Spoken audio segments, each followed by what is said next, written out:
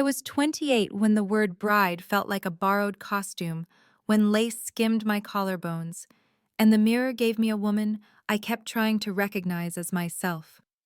My name is Sophia, and I grew up in Ohio, learning to be small in rooms that applauded my sister's light. On the day I married Jason, gentle, steady Jason, with the kind brown eyes, the laughter in our hall rose like warm air. The clink of glasses stitched a promise around us, and still there was a hollow at the center of all that joy, where my family should have stood. Not a single chair on my side wore my parents' coats. Not a single familiar perfume drifted past. I cut the cake with a smile that behaved better than I felt my phone pulsing in the pocket of my dress with a message I didn't check yet, because some pains deserve a closed door. If I'm going to confess properly, I should start further back. I'm the older daughter, the serious one, the one who made friends with equations and slept beside stacks of library books. My little sister Harper arrived with dimples and a spotlight the world seemed happy to hold for her. Our parents were not cruel. They were simply tuned to a frequency I could never catch. They drove to recitals with flowers and advice, but mailed their pride to me in silence. When I got into the advanced science program, Mom said, "That's nice, honey, the way you say it's not raining too hard." When Harper took third place at a local dance competition, there were candles at dinner and a speech.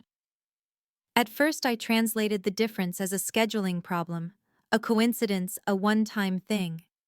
Eventually the pattern stopped asking to be explained and started asking to be survived. By college I had learned the choreography of being the daughter who didn't get in the way.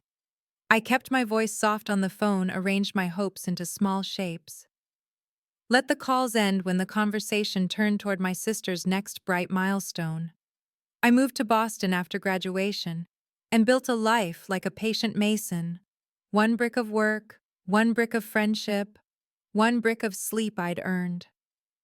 I found therapy because I could not reason my way out of the ache. Dr. Winters taught me phrases, emotional neglect, radical acceptance, words that didn't blame, words that named. I practiced lowering a drawbridge over the moat between what I wanted and what existed, and in time the monsters beneath the water stopped roaring quite so loud. Then there was Jason. He reached for my hand across a cafe table the night I told him the little history I had been carrying like contraband. "That isn't normal," he said gently. "You deserve better." It was not pity, it was the kind of love that treats the truth like a light switch. He came with a family who called just to say nothing in particular, who sent articles and recipes and the kind of ordinary affection I had been rationing all my life. When he proposed in the movie theater where we'd had our first date, a silly perfect trailer he'd cut together from our summer toasts and winter bus stops, I said yes through tears and laughter. I phoned home the next morning braced for something that sounded like delight. "Oh, that is good. Congratulations," my mother said, as if I'd reported a favorable weather forecast. Then she mentioned Harper's new lead in a community theater show, and the conversation put its coat on and left. Still, I invited them. I mailed the thick envelopes with our names sweetly intertwined. I pictured Dad learning the steps of a father-daughter dance, Mom smoothing my veil, Harper pretending to hate the bridesmaid dress I'd chosen while secretly loving it. Weeks went by without their RSVP. When I called, there were vague assurances and thin excuses, a suggestion that perhaps I could move the date because schedules are complicated. I laughed, brittle and polite, and promised to send the final details.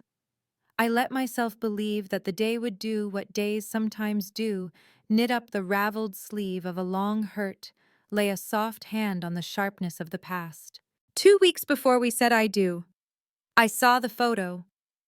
Harper's left hand lifted toward the camera, diamond flaming like a siren, the caption fizzing with hashtags and certainty. "Engagement party this Saturday, can't wait to celebrate with everyone who matters." I called my mother with a voice I'd trained to be careful. She sounded cheerful, then careful too. "It's just family and close friends, sweetie. We didn't realize." The date she chose was mine. I ran a fingertip along the edge of the invitation pinned to our fridge and tried to understand how anyone could misplace my wedding like a dentist appointment. Jason held my hand and said, "If they don't come, we'll still be there. We will make a family out of whoever means it." And we did. On the morning of the wedding, my hair was coaxed into an elegance I'd never managed on my own. My dress found my shoulders and decided to stay. Jason's father knocked nervous and kind and asked if he might walk me down the aisle if I wanted someone to. I said yes, and watched the man who would be my father-in-law swallow tears he did not apologize for. The ceremony unfurled like a familiar song. Jason's vows made the room laugh and made me cry in the exact proportions I needed. We danced, we ate, we let ourselves be married. Later, as the knife slid into the cake and the flashbulbs bloomed, my phone buzzed. My mother's name followed by a sentence that did not know how to knock before it entered. "We need to talk now," and a stack of missed calls like a staircase no one wanted to climb. Jason saw my face change and shook his head softly.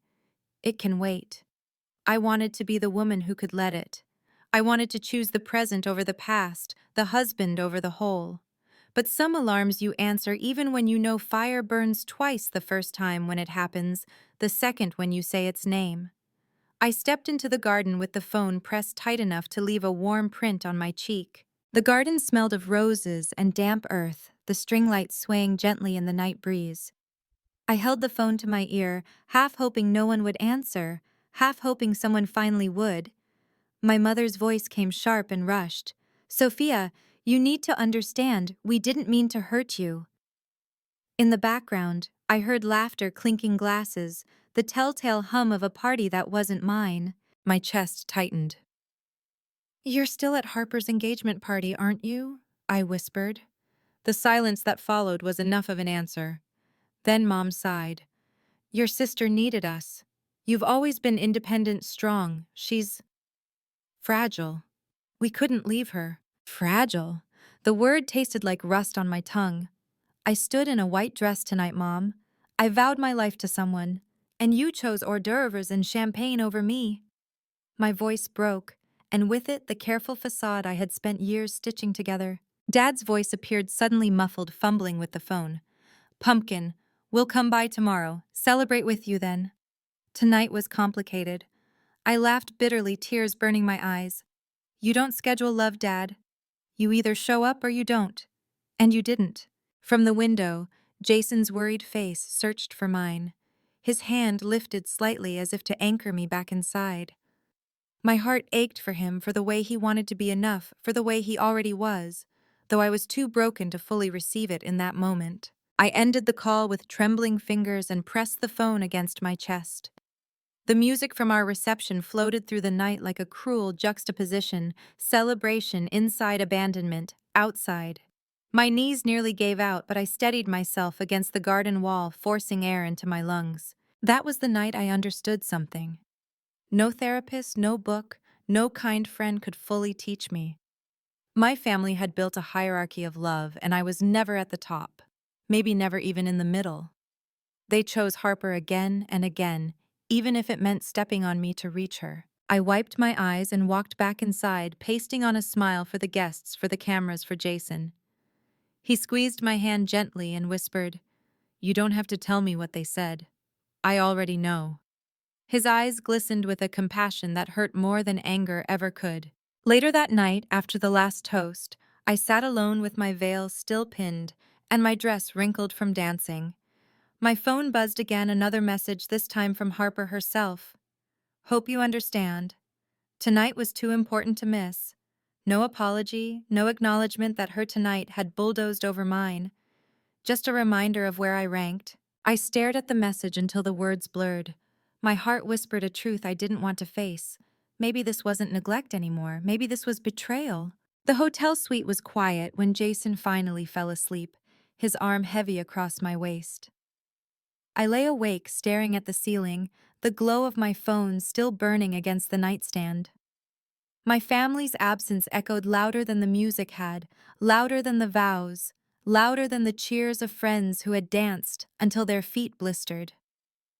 I should have been wrapped in joy, but all I could feel was the hollow ache where my parents should have stood, the missing weight of their love pressing on me like a phantom limb. At dawn, I slipped from the bed and padded to the window. The city stretched out beneath the pale morning light, its skyline sharp and unforgiving. I thought of all the years I'd spent softening myself, convincing myself that if I just tried harder, if I earned one more degree, if I sent one more thoughtful card, if I stayed quiet when Harper needed the spotlight, they'd see me. But the truth was clearer than ever: they didn't want to. By the time Jason stirred, I had already written a message to my parents. Don't bother visiting. My wedding day is over, and so is my patience. I didn't send it. Not yet. My thumb hovered over the screen, trembling with the weight of every unsent word from my childhood.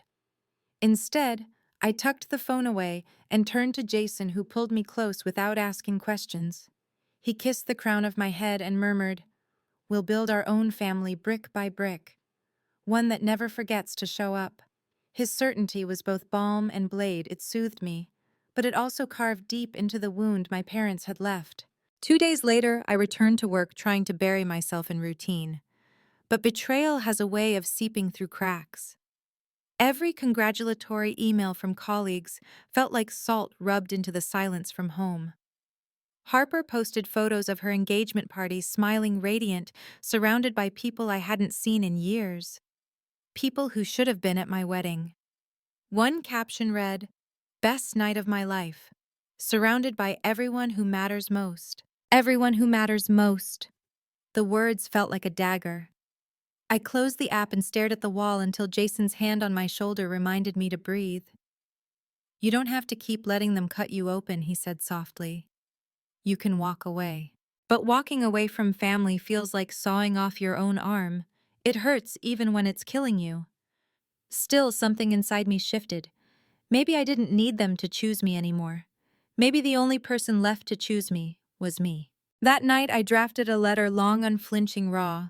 I wrote about years of being the shadow, about the phone call that gutted me, about the empty chairs at my wedding that no apology could ever fill. I didn't know if I'd ever send it, but writing it was its own kind of liberation. For once, my voice didn't trail off. It roared. Weeks passed, and the letter sat folded in my desk drawer like a quiet storm waiting to be unleashed. Every time my phone buzzed with another family message, photos from Harper's planning sessions, updates about her once-in-a-lifetime wedding, I felt the weight of those pages pressing against my chest. They had celebrated her engagement, as if it were the coronation of a queen, and my marriage, the life I had chosen, had been erased, like it never happened. Then one Saturday morning, the storm broke. My mother called, her voice laced with false cheer. "Sweetheart, we'd love for you and Jason to come to Harper's bridal shower next month. It'll mean so much to her." My throat tightened. "You want me to celebrate her marriage when you couldn't be bothered to come to mine?" Silence crackled on the line. Then softly, Mom said, "We didn't think you'd mind.